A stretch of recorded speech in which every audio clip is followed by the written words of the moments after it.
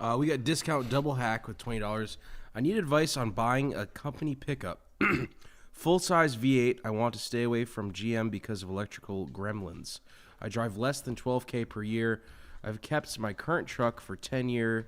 Do I lease, finance? What brand, used, best appreciation, etc.? A company truck? Go with a Tundra. You could buy a used Tundra as a company truck, or you can lease one.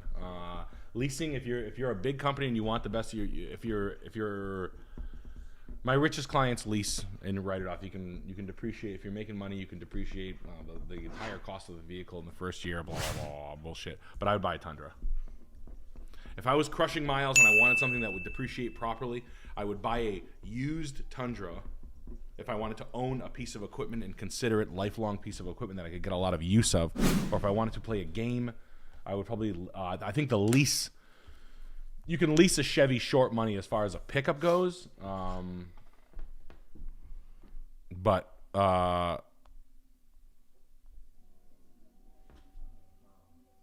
yeah, I'd probably go with the Tundra, man, for least amount of ticks. It's a good look.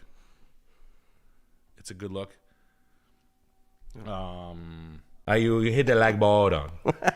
No, it's important for you. We got Smallin with $25. Mazda CX-50 versus Toyota RAV4.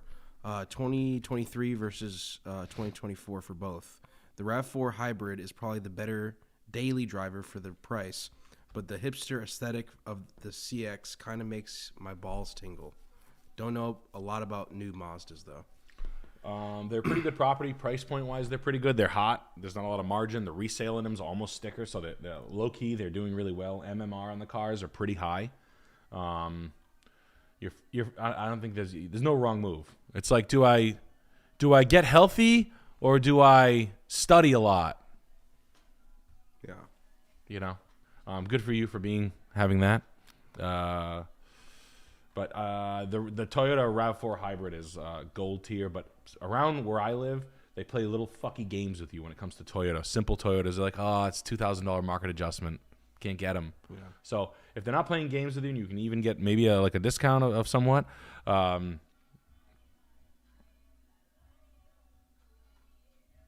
Yeah, I would do that. Mazda's nice though. Price point wise, what, $6,000 cheaper? $8,000 cheaper? I'm honestly baffled at the price point of the Mazda. Like a nice car for like $32,000. Mm-hmm. Like it's like I'm gonna get one. Yeah. NKC and Associates with 28 Canadian. Asphalt F350 08 gas Triton V10 went boom, black smoke out the rear on the highway. Do I spend my nest egg to repair, replace, or jerry rig a 1977 Dodge F20 360 engine in it, or another V10 Triton, or a V8 6.2? Requires Ford scan. Just replace. You can. I'd replace it with a Ford motor. I wouldn't be putting in a motor swapping in or working on an old truck. Was he wants to swap in an old motor that he can get his hands on? No, fix it or buy a new block or something. You could. It's not the easiest way. It's the fastest way. Bite the bullet and fix it.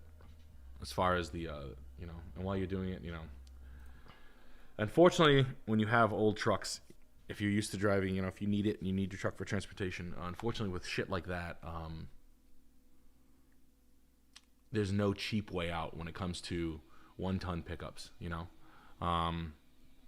So it's not like you're like, oh, I'll just buy one. I'll just go out and buy a decent diesel truck. It's like, oh, cool, I'll just go out and basically commit to spending either $25,000 on a truck with a loan, because most people take loans out for north of $25,000 for that, on a truck that has 125,000 miles, or I spend $50 on getting something decent. Yeah. Now I have $1,000 car payment, but I need a big truck for work. Yeah. So the path of least resistance is always fix it. Yeah.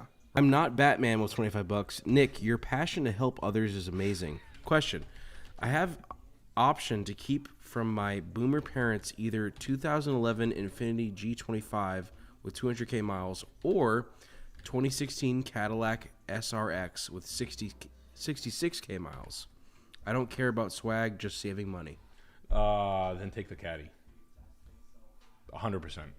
The Infinity, it's any day now, right? Or maybe it'll go forever, but I usually go at about 270. You got it all. You know what I mean? Like, you shouldn't be looking around for more. I'm not saying if the world was perfect, if the Infinity had 60,000 miles, I would have said take the Infinity. But the SRX is fine. You know, it's a trumped up Traverse, or an Equinox, but at least the mileage, the clock's fine. And that is when they semi-figured out how to make that piece of shit. I was selling those cars in 11, 12, and 13. So we got Wild with $25. Good evening, Chris and Nick. I'm a year into owning a 2020 Tiguan. When I got you said just get rid of it before 60K miles at 35K now. Should I still keep that in mind? Tiguan. I mean, yeah. Now you just rock the thing forever. I think. I don't think. I mean, the market fell pretty hard on it, so I don't think they'll get a number on it. But I wouldn't be jumping through hoops to lose money to get into anything else. But if you're not driving a lot of miles, just drive the fucking thing, man. It's safe, reliable transportation is what it is. It's just not a great, there's better things to be positioned in if you own something. So next time, I'd rather see the buy on a Honda or a Toyota rather than the own on a Volkswagen.